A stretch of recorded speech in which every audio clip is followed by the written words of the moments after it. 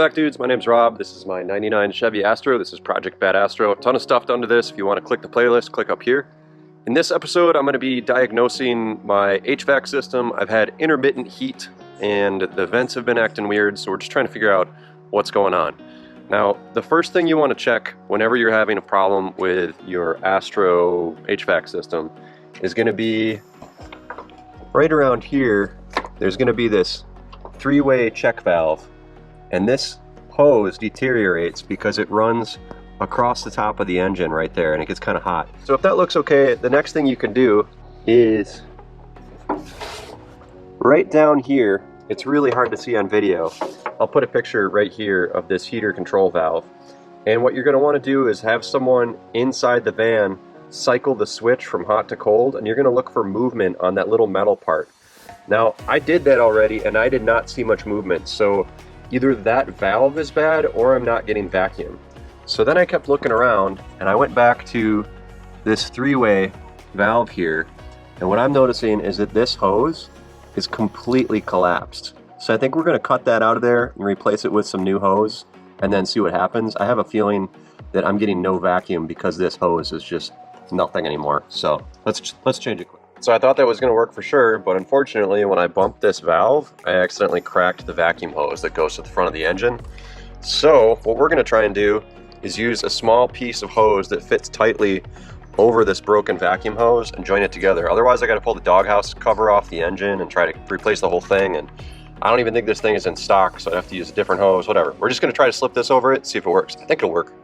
Now we have the doghouse off. You can see that hose right here. It comes over to this right here. This must be the PCV valve, which makes sense. And this is it right here. So we're going to try to just pull this off and put a different hose on it, see if we can get the heat working. Alright boys, it's the next day. I had tried fixing that vacuum line and I still did not see the heater control valve work. So we got a new one of those. And because this is a van that has rear heat, you need to get the 6-port version. I'll put the part number and link down below. And I also got the rear heater control valve too. So we're just going to go ahead and replace both of them because one of them's bad. It's probably going to be both of them. I have already removed the radiator shroud and the air intake. It's really simple. I mean, this stuff just comes off the top, but the radiator shroud is 1, 2, 3, 4, 5, 6, 7 bolts. And then you can actually get to everything. This is where we're going to be working. So I'm going to set the camera down here, go to time lapse, and remove it all.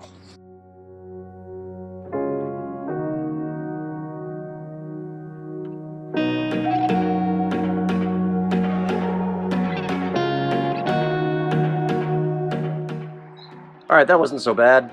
Again, you just gotta keep monkeying with these hoses. My battery died, so sorry I didn't film it all, but compared to working on a Volkswagen, no sweat. So this is what it should look like once you're done. I have all the hoses hooked up in the same order, and we got the vacuum hose going to the rear heat and the vacuum hose going to the heater valve.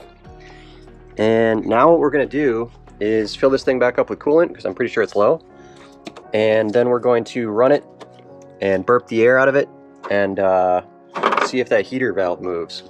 Fingers crossed, dudes.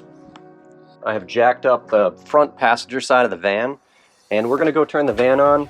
I did not put the radiator shroud on in case I need to work on any of this stuff, so I used a couple bungees to hold the radiator hose off from the fan, because if it got into that, you'd have a bad day.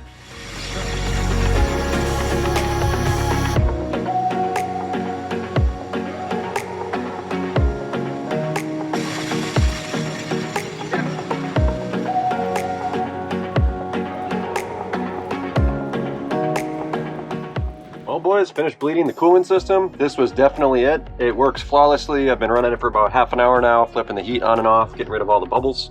So we're gonna put everything back together and take it for a test drive tomorrow. Then I'm gonna check it again when I get home just to make sure the coolant level's at the right spot. But yeah, if you learned anything from this video, please leave a like and a comment. I've got tons of other videos on this van, so check them out. Till next time, dudes, have a good one.